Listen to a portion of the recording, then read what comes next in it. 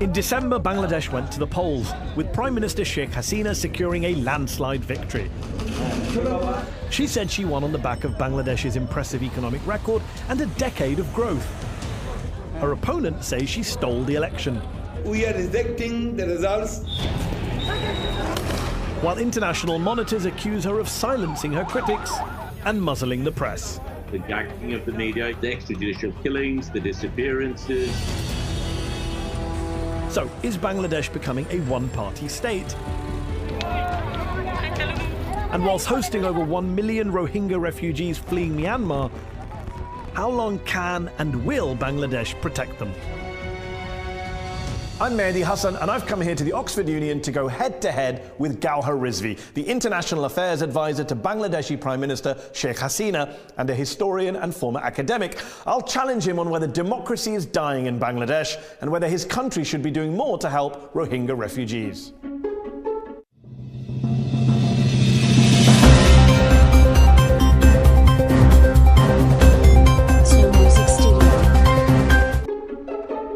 Tonight, I'll also be joined by Tasneem Khalil, a Swedish-Bangladeshi journalist and author of Jallad, Death Squads and State Terror in South Asia. Saida Muna Tasneem, Bangladesh's High Commissioner to the UK and Ireland. And Abbas Faiz, a South Asia analyst at the UK's Essex University who previously worked for Amnesty International for more than 30 years.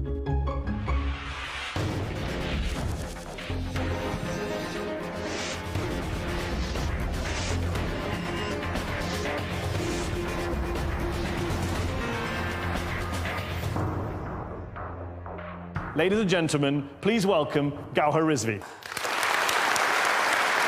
Gauhar Rizvi has held senior positions in universities around the world, including Oxford, Harvard, and the University of Virginia. He's worked for the Prime Minister for a decade, and his role is the equivalent to that of a cabinet minister.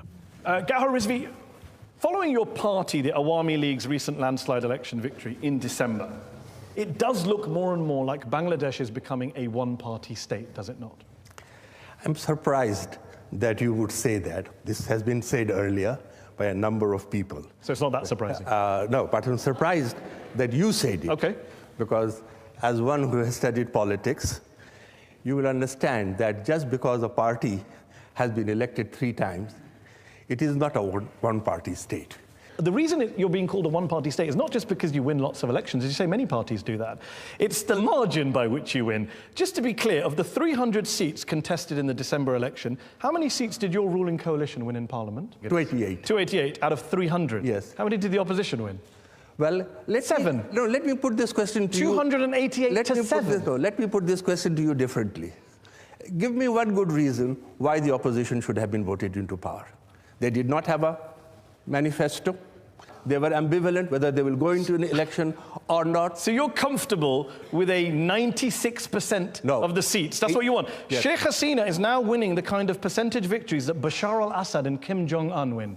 96%. Right. You're comfortable with that in a democracy? No, you're fine with that? No. I think the comparison is totally irrelevant. Here, there was 39 political parties contested in the election. Free and fair elections took place. Large number of international observers were there who saw it for themselves. Who would not vote for a government which has performed so brilliantly by any count? And if you want me, if you give me There are many brilliant governments and they win 50, 60, 70%. Okay, you say it's a free and fair election. Let's deal with that point. As you know, the European Union has said there were, quote, significant obstacles which have tainted the electoral campaign and the vote. Transparency International studied 50 constituencies in Bangladesh and found serious irregularities in 47 of them, including fake votes, ballot stuffing, voters barred from entering polling stations. The BBC have footage of a stuffed ballot box in the port city of Chittagong. Are the BBC and Transparency International just making this all up? One of my closest friends is the head of Bangladesh Transparency International. Okay. So I'm not going to impute any... So then deal with the report, 47 out of 50. I would like... the Election Commission found irregularities in 15 or 19, I forget the exact number of polling stations. And when you remember, there were 40,000 plus polling stations. So if But 15, here's what I don't get.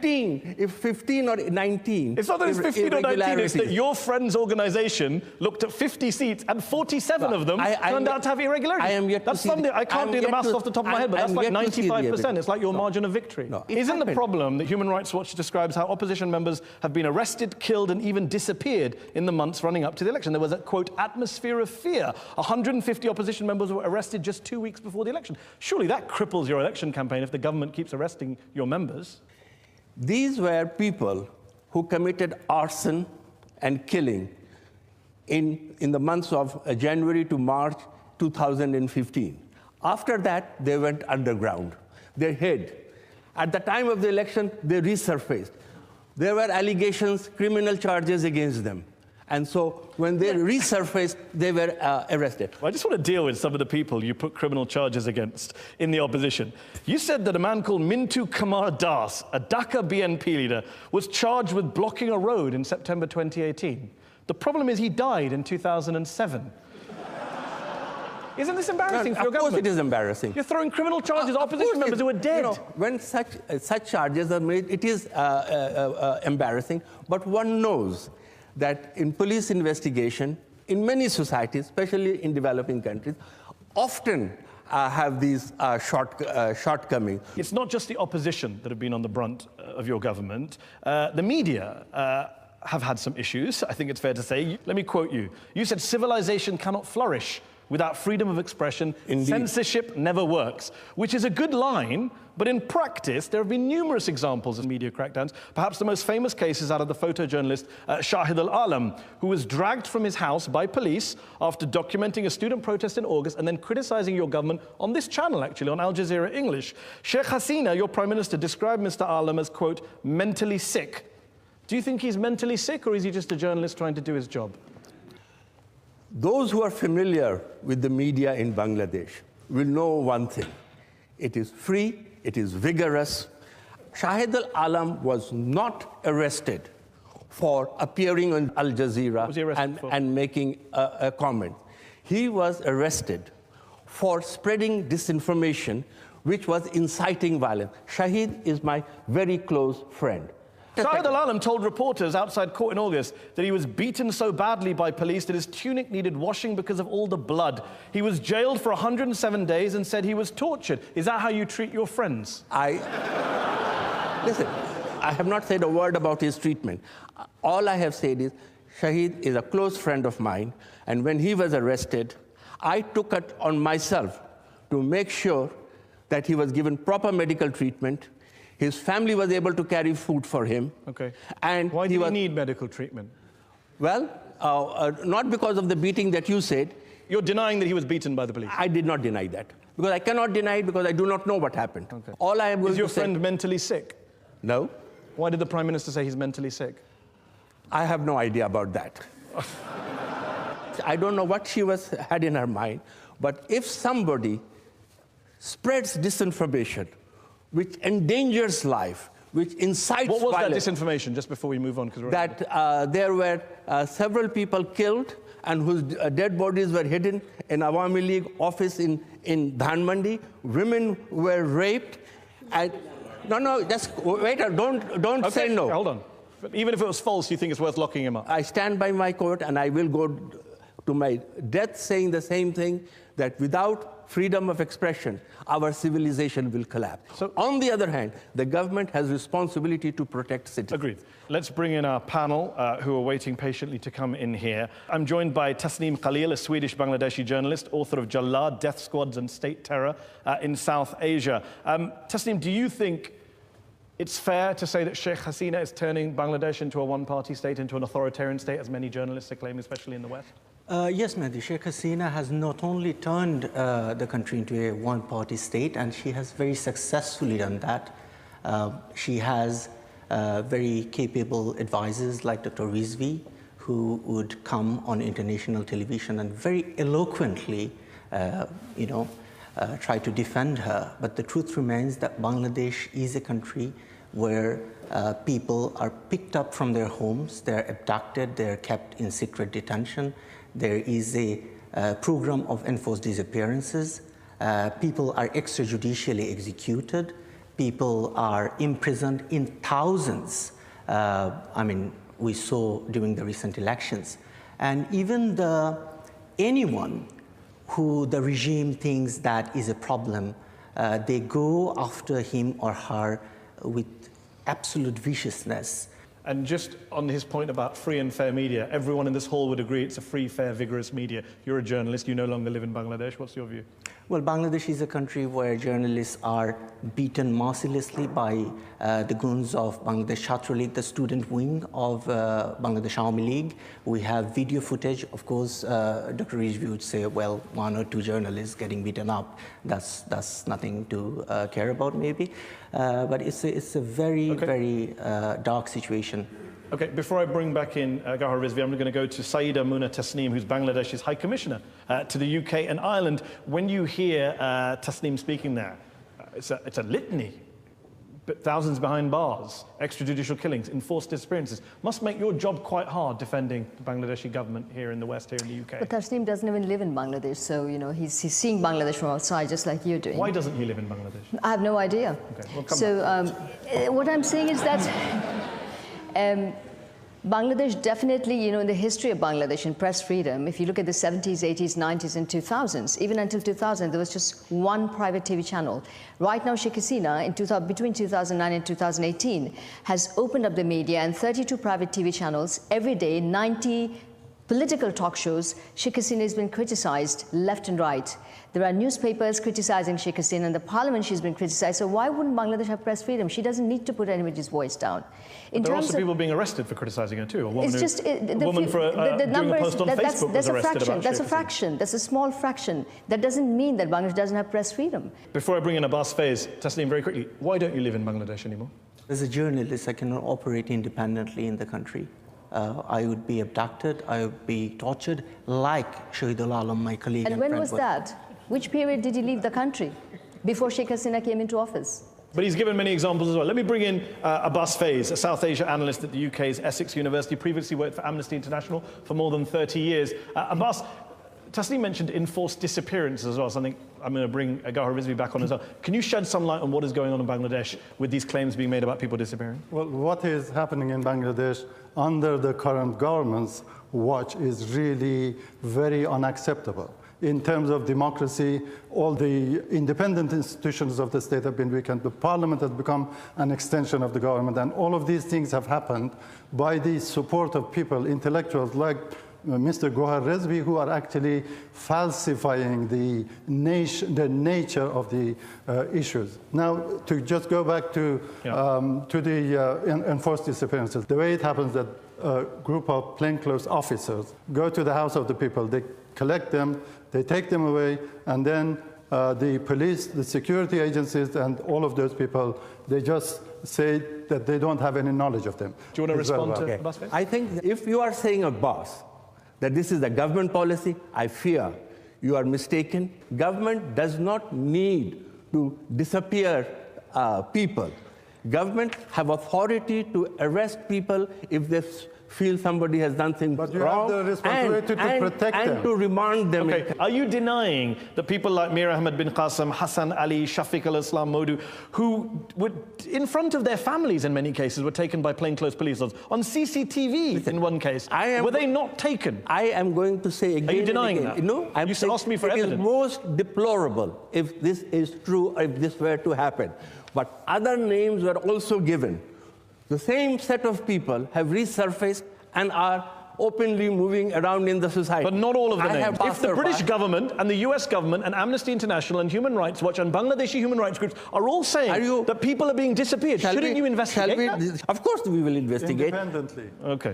I want to ask you about the War Crimes Tribunal set up in 2010 by the Bangladeshi government to bring justice for the atrocities that were committed during the War of Independence in 1971. First, these tribunals were welcomed by the international community.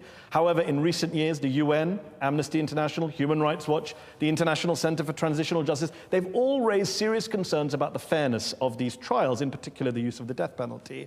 You claim to be part of a progressive party, but you're overseeing tribunals that the International Commission of Jurists says do not adhere to international standards of a fair trial and due process. Let me first ask you, Why is it every time I ask you a question you want to ask? I want to ask you because that's not how this works. No, because you have raised the question of international practice, international standards. Do you not like international standards? No. I am going to ask you, is there an international gold standard? No, there isn't. What exists is in every country, the countries have set up their own courts. And where you compare the court is with the normal high court and the appellate division. Was the process followed in the tribunal in any way inferior to our high court and our Supreme Court? No. Bangladesh was the only country which tried war criminals and gave them full right of representation. Full evidence was placed into the hands of their defense lawyers. They were allowed to bring in as many defense lawyers as necessary as witnesses. What about witnesses who were abducted from outside the court prior to testifying? I don't know about that particular thing. The International Commission of Jurists says defense witnesses have been abducted and intimidated, and there are credible allegations of collusion between the government, prosecutors, and judges.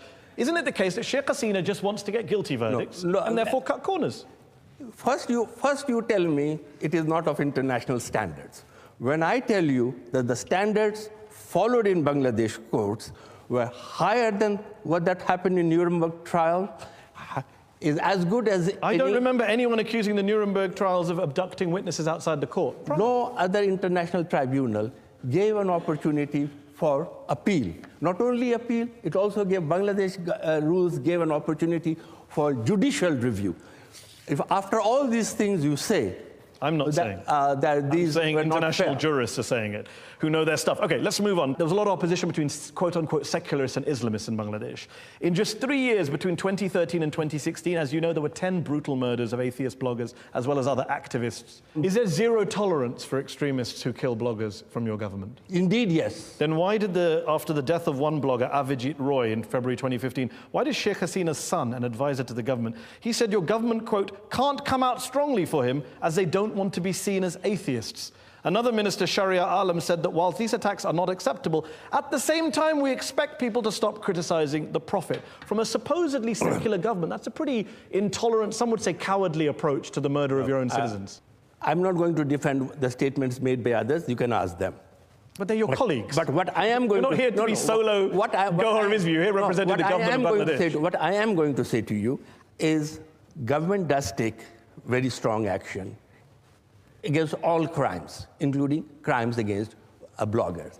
But what is often not recognized is that there is also another law in the country which says that you can be punished for insulting religious beliefs or hurting religious sentiment. Is that your version of a blasphemy law? That is what a blasphemy law is. So how can you say you're a secular government, secular country? Of course we are secular. You're locking up bloggers for offending religious sentiments. How is that secular? I don't know as yet of which blogger has been arrested for... Russell Pervez, blogger who fled to Japan after being arrested. Was he arrested for insulting religious sentiments? Yes. No.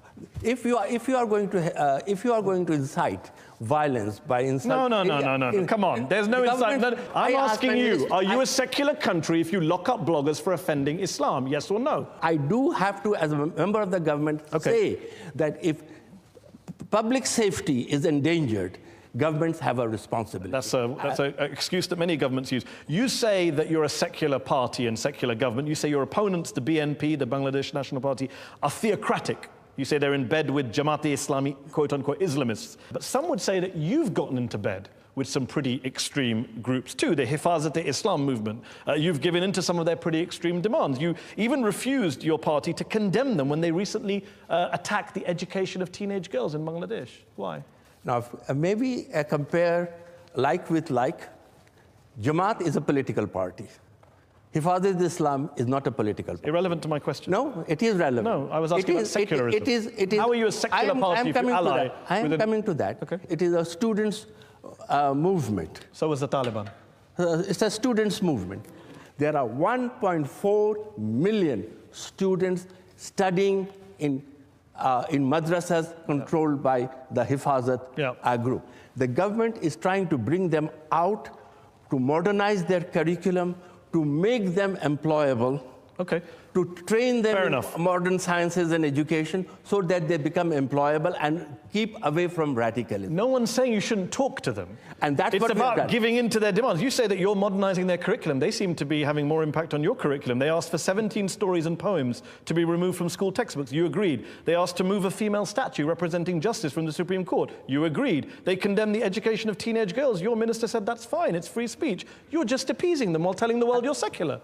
Does it not bear to reflect on the fact that there are more women today in secondary and primary schools than there are men? Is that a restriction? So do you condemn this group for saying that? You condemn them for saying that teenage girls shouldn't... Our policy is condemning them. No, that's not true. Your Deputy Minister for Education refused to condemn them. He said whoever's made the comment is his personal opinion. I am condemning you. I am condemning. Good to hear. And I am saying that it is exactly against the government policy. Okay, let's go back to our panel. Tasneem Khalil, do you accept that this is about bringing the madrasas and bringing these groups forward, modernizing, getting jobs? What's your position on the relationship between... Hifazat-e-Islam came to prominence back in 2013 after the murder of a blogger, and their demand was capital punishment for anyone who would criticize Islam and atheists. They would carry placards saying that, kill atheists like you would kill dogs and cats. That is Hifazat-e-Islam. And now Sheikh Hasina has been declared as the mother of Qaumi students in Bangladesh who have very questionable ideas. I'm not sure how Islamic they are even. Sayeeda Muna Tasneem is here, the High Commissioner. What's your response when you hear, for example, it's not just atheist bloggers. There are many minorities in Bangladesh who are upset. The secretary of the Bangladesh Buddhist Federation said that when Hindus, Buddhists and Christians face abuse in Bangladesh, there is no one to turn to for justice. That's quite damning, isn't it, from minorities in your country? It's actually quite baseless. I think Sheikh Hasina's party has been the most secular party that Bangladesh has ever witnessed. It's very clear that her policies, in her previous government, she had 5 cabinet ministers who are Hindus and Christian and Buddhist. And in this cabinet, she has at least 3 cabinet ministers, full cabinet ministers, who are Hindus and Buddhist. After the Ramu incident, if you recall, Sheikh Hasina has rebuilt 19 Buddhist temples. Has Myanmar built 1 temple, 1 masjid for Muslims? If Myanmar is your benchmark for minority treatment, of course not. We're in serious trouble. But it's not just Buddhists, though, is it? It's Buddhist leaders, Hindu leaders, Christian leaders. They're all saying, we feel under fire. I wouldn't agree with that. I wouldn't agree with that. Why does she empower women? She empowers women to marginalize extremist forces. And that is how Bangladesh is doing so well economically. Abbas Faiz is here. What do you make of Gauhar Rizvi's argument that the government has tried its best, and the High Commissioner's argument that has improved things in terms of protections for minorities, protections for atheist bloggers? Is that fair? Have there been massive improvements, do you think, in recent years? Protection from the minorities, no, the government hasn't done enough at all. Let Dr. Rizvi tell me how many people have been tried and convicted for setting fire on the homes of the Christians, for attacking Hindu minorities. Good question. Yes, none have been brought to justice. You have raised a very important issue. Minorities have often been victims of persecutions. But to say that under this government there has been persecution of minorities, please, I urge you to go back to your sources. I urge you to go back to... The most authoritative voice on this is Hindu Buddhist Christian Association. They have told me that, exactly. I don't know what they have told you. Okay. They have come to the Prime Minister and they have thanked her. Never in the history of Bangladesh, minorities have enjoyed as much freedom. Just to be clear, what's the number, though? Just what's the number of convictions? That I don't know, but I can tell you one thing. When you are next visiting Dhaka, I will be glad to tell you. All right. On that note, we're going to have to take a break. Do join us on Head to Head for part 2 with Gauhar Rizvi, where we're going to be talking about the Rohingya issue, and we're also going to hear from our very patient audience here in the Oxford Union after the break.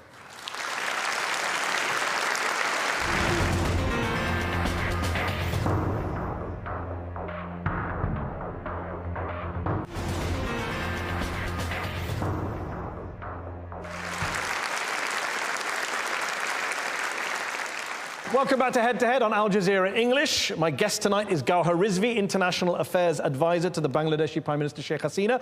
In recent years, Gauhar Rizvi, one of the biggest challenges Bangladesh has had to face has not come from the inside, but from the outside, from neighboring Myanmar. More than 1 million Muslim Rohingya refugees have fled into Bangladesh. It's very admirable that your country has taken in so many refugees. But here's what I don't get.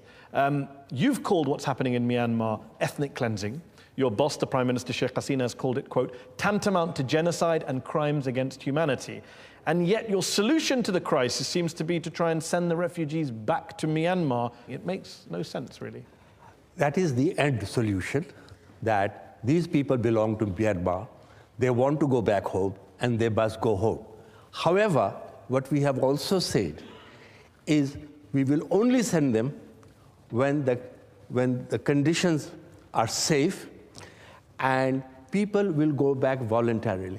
Very few governments in the world, let alone a developing society, host 1 million refugees and then say, we would like you to go back only when the situation is safe. Now, of course, the problem doesn't lie on Bangladesh side. It lies on Myanmar side. Agreed. And what else can Bangladesh do?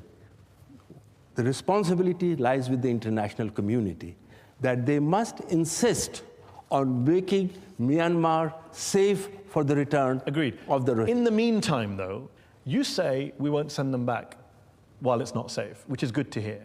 And yet in November, there were reports covered by international media, covered by human rights groups, that you were trying to send them back against their will. Security forces were deployed to some of the camps in Cox's Bazar. Refugees were told that if they didn't leave, they would stop receiving rations. They would be blocked from working with NGOs. The UN put out a statement saying, do not send them back against their will. That's what you were trying to do in November, though. No. Let me clarify. What we had said was those who want to voluntarily return. Because Myanmar government criticized us, saying that Bangladesh is preventing the return, forcibly preventing the return of Rohingyas who want to come back. So we said, if those who would like to leave voluntarily may go. People refused to go voluntarily. We did not push out, we did not force. The UN referred to terror and panic in Cox's Bazar at the imminent risk of being sent back against their will. I don't know from where this statement came, but the UNHCR person from Bangkok with whom I worked very, very, very closely, we worked in concert. There was never, ever a question of any forcible repatriation. And you that is the policy of the Bangladeshi government? That is the policy, and this is the policy the Prime Minister has announced again and again, including at the United Nations. There's also a plan right now, I believe, from your government to send thousands of these refugees to a place called Bhasan Char, an island 3 hours from the mainland, which is particularly prone to cyclones and severe flooding. Human rights groups have warned that it could become an island prison. Okay. The whole of coastal region is prone to cyclones, storms, tidal surges. So that island is not anything different from the rest of the coastal belt. Second thing is, on the one hand, we are under an enormous pressure from humanitarian organizations that there is congestion in these camps. These camps have become unsafe. Create more space for them so that they can live better. We have developed an island, put protections against surges. We have built cyclone shelters there. But most important of all, we have said to these international organizations, go and see it for yourself, and then these people, if they voluntarily, some of them want to be relocated there, they are welcome to be relocated. So The Guardian got footage of the island and what's being built there in November 2018. They found that families will be housed in rooms which measure 2 meters by 2.5 meters, which have small barred windows. It does kind of sound prison-esque. Well, have you been to the Cox's Bazar camp? No. If you had been to that camp, I can assure you, you wouldn't have quoted that. Because that accommodation created in Bhasan Char is far, far superior to the current existence of the temporary shelters in which they are living. Okay, you could allow some other countries to take some of these refugees off your hands, but you don't seem to be letting them. The Bangladeshi government refused exit visas to Rohingya refugee women who had been offered asylum in Canada under a specific program designed to take care of victims of sexual violence. Why would you do that? When did this happen? In 2018. I don't know why this happened, but let me give you a larger explanation. The larger explanation is that there is a fear that if third country settlement begins to happen, and we don't know how many people Canada was willing to take. Yeah. There are 1 million people. If you want to take 50 or 60 people, all it does is it creates hope, those who are left behind in Myanmar, that if you can reach the camps of Bangladesh, you may be resettled in the third. That is the argument. You may refuse it. It's not a good argument. You may reject it. You say that people in Myanmar are facing genocide. If you're facing genocide, you want to get out. It doesn't matter whether you go to Canada or not. Okay, I did not. I'm saying. I said this is another argument that has been. And what about the argument that you could have let more in earlier? It was admirable to let in 1 million people in the last couple of years, but Rohingya refugees have been fleeing the violence there for years now, as you well know, and yet you were turning them back. Between 2012 and 2016, Bangladeshi border guards were turning away refugees in the hundreds. Many of those people who were turned away probably died. Go one step back. We already had 750,000 Rohingya refugees in Bangladesh. They have been there since the mid-1990s.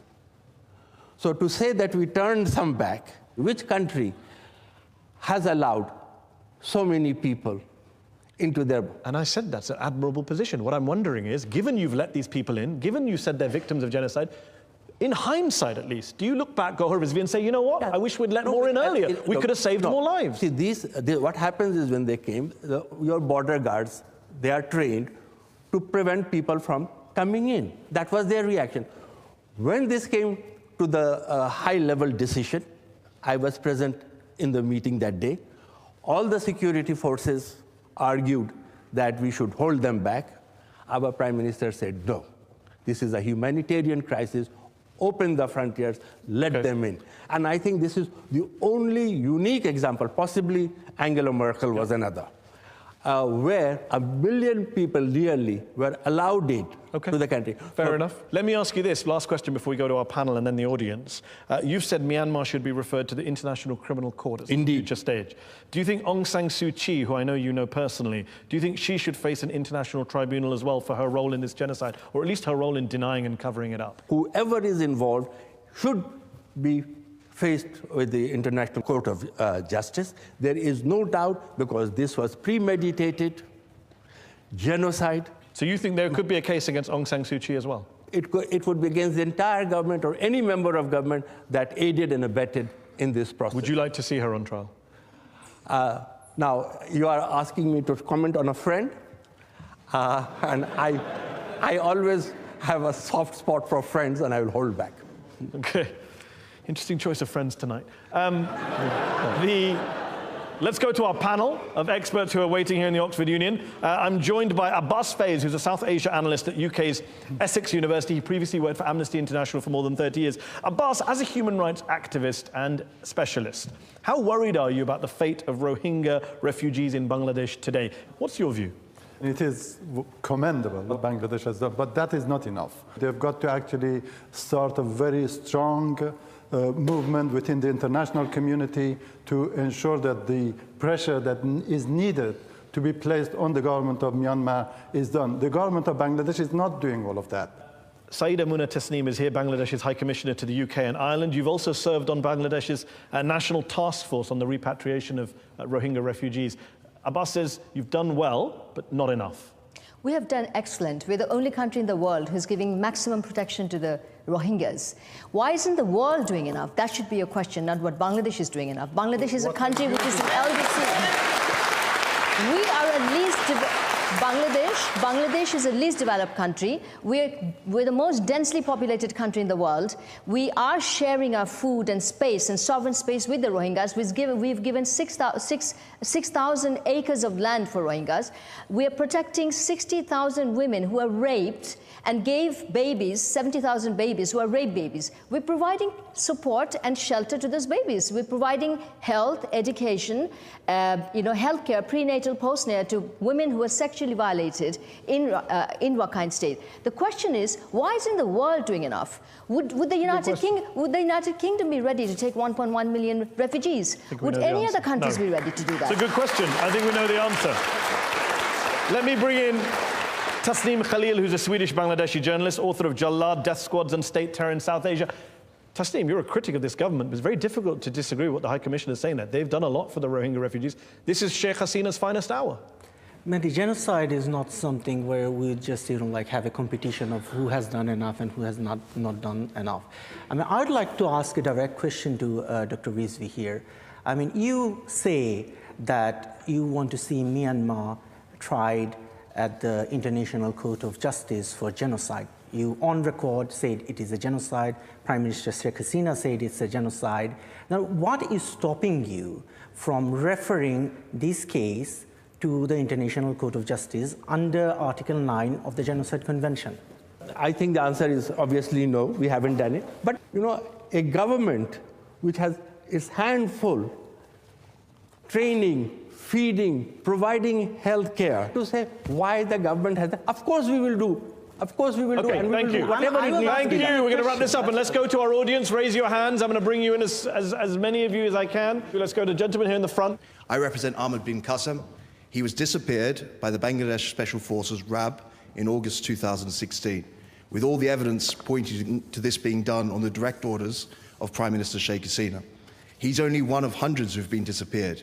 These disappearances have been noted by UN human rights bodies, international human rights organizations, the international press, and foreign embassies. When will the Bangladesh government stop pushing the ridiculous line that the disappearances are not happening? And when will these men be released so they can return to their family? When disappearances happen, it is deplorable. But I have also said that this is not a government policy of removing people. So where is his client? I wouldn't know. Since you are the lawyer, you tell us, where is your client? You tell us. Go on, do you want to respond? And with proof. There was credible evidence he was being held in Dhaka Cantonment, a military base in the middle of Dhaka. And that's credible evidence from foreign embassies.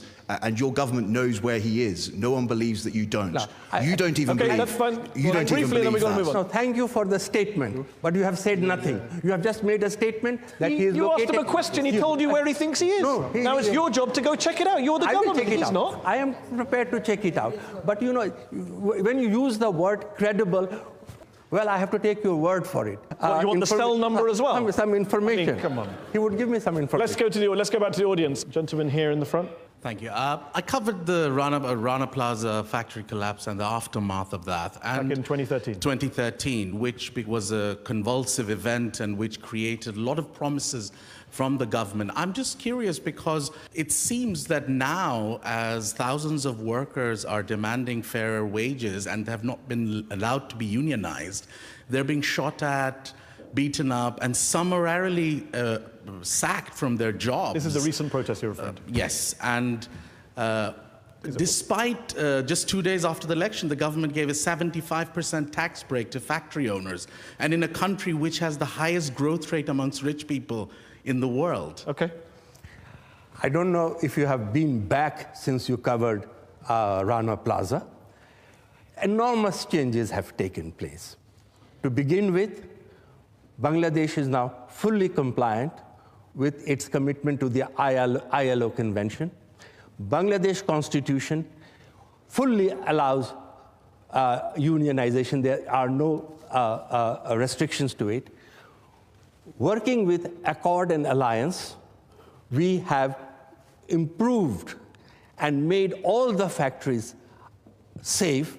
We are insisting that the owners provide minimum health care in the factories, And as far as the government is concerned, there is no restriction whatsoever on unionization. So what has happened since? Do you regret that it took the deaths of hundreds of innocent people for these changes to come about on your watch? You know, tragically, often a war, a tragedy pushes the momentum and the speed at which changes take place. So yes, in that sense, a tragedy did propel us to move fast. Okay, lady there, second row. What are the challenges and vision of present government in Bangladesh after this landslide victory? Well, our plans and visions are very, very straightforward. We have numerous steps. By 2021, we want to become a middle-income state. By 2030, we want to complete and fulfill sustainable development goals to the extent possible. And by 2042, we want to be a developed country. Okay, let's go to the lady here in the front. Hi, you spoke about Shahidul Alam. I'm the niece of Shahidul Alam. Yes. We've sat here and heard you say that there's freedom of expression in Bangladesh. But you know what happened to my uncle, your friend, for scrutinizing the government, perhaps not in a dissimilar way from what's happening now as a journalist, the way that Mehdi is a journalist, also scrutinizing your government. We've all listened and laughed and debated about everything that's happening, but the reality is that Bangladesh is a living nightmare for thousands of people. You deny it, but there is torture, extrajudicial killings, disappearances, the ugliest face of the human condition. Okay. And if you're saying that everyone's lying, then I think you're insulting people. I'm asking you as a human being, how do you feel about this? Are you comfortable with this? I'm not asking as a politician, I'm asking you as a human being. I would like to give you a direct answer. I would really like to give you a direct answer. I understand your pain. And I will also say, with great respect to my friend, Shahid, that, and to compare him with what this journalist is doing, asking questions, is unfair. As I said earlier, he was not arrested, and I don't think one should be arrested for his journalistic work, but for spreading disinformation. Second thing I want to say, you just said that life is living hell in Bangladesh. Do you have any idea how the quality of life for millions of people have improved in the last 10 years? How millions of people have moved out of extreme poverty and are living? How Bangladesh has achieved higher social indices in all respects compared to all its neighbors. No one is disputing the economic record, but you are on record. You are on record saying that development is not the same as democracy. You are the same. You are the one who said that. I said these two go hand in hand. Exactly. And you cannot exclude. So I am coming to that. But you said it is living hell for thousands of people. I am telling you, their lives have improved. That is not to say that if there is a breach of human rights, if there is arbitrary arrest of people, that we justify and we applaud. Absolutely not. And that is what I said. The Prime Minister's current agenda, high emphasis is on the question of governance. And when I say governance, it is a shorthand for all the things that all of us aspire to. Full liberty, freedom of expression,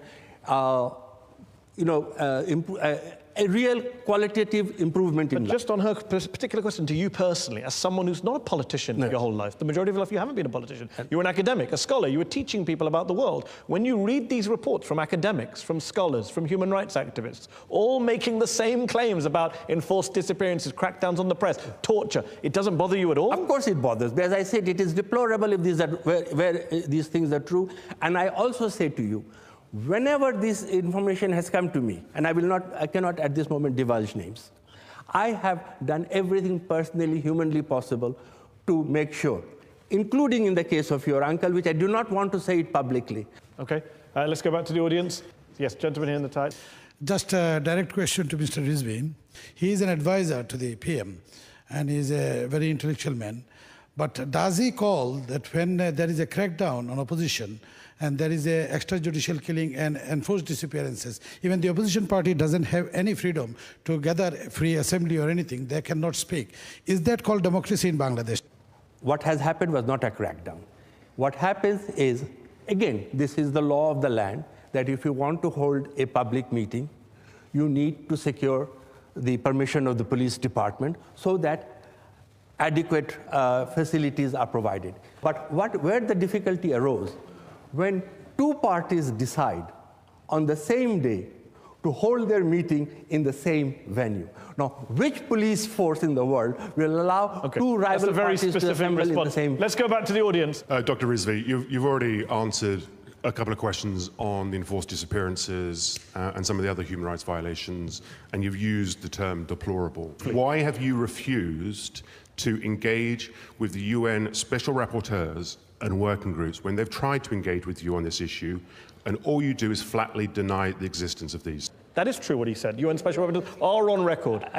Let me ask my colleague. We are working very closely with UN special rapporteurs. Geneva. But have you invited them to visit the country? They always request us to come to the country. We always allow that. And how I don't about know of any record where we didn't allow it. And are you going to take them to some of the prisons we heard mentioned earlier, where some of these people might be Actually, held? UN Special Rapporteur has visited Bangladesh's prison once. It's not a question of inviting them. There have been complaints, there have been requests made by the special rapporteurs that your government has not replied to and not engaged with in any way. Okay, just before we finish, one last couple of questions from me, very quickly. You're an advisor to Sheikh Hasina. You've been for years. You represent her here on the international stage. You know that she is now widely considered by many people, many journalists, many governments, to be leading Bangladesh towards an authoritarian destination. You may not agree with that view, but you know that is the view of many people. Do you feed that view back to her? Does she care? Because there's a quote from her son where he says that she thinks it's a badge of honor to be called authoritarian. Well, no, what he was saying is, Lee Kuan Yew has been called an authoritarian person. The Prime Minister of Malaysia, Mahathir Mohamad, has been called. So he was putting it in that context. My point is this: yes, these things have been said. We have heard it. We have heard it, and we hear it again and again. I think the reality is very different. We have had regular elections, not only at the No, you've made this point. Yeah. I'm asking about her. What is her attitude when you tell her? This is what people say to me. You travel around the world, and people raise these complaints. What do you say to her? She reads newspapers. Yeah. She reads, gets her Does it bother her? Daily briefing, and she knows that this is not what she is. And does it bother you? You're an academic, a scholar, people have a lot of time for you. You've taught at Harvard, Oxford, before you joined this government. Do you ever think, you know what, this is hard work going around defending Sheikh Hasina, time to head back to academia? I can tell you one thing. While I would love to do that, let me say to you, I am truly delighted to be able to stand and speak for a person who has qualitatively changed the lives of millions of people in Bangladesh. That is, and as she has promised herself, that she is going to address many of the questions that have been raised. So I think we should applaud her for what she has achieved. We should give her the credit where the credit is due, and to start believing that somewhere in the middle, because some people say she's very good, some people say she's very bad, so we take the middle. No, let's be a little bit more. But you have no plans to retire anytime soon? I'm 70. I'm 70 this year. Well, congratulations. Thank you. And I have writing aspirations, but at the same time, I'm very privileged and honored to serve Sheikh Hasina. Gauhar Rizvi, thank you very much for joining me on Head to Head. That's our show. Head to Head will be back next week. Thank you.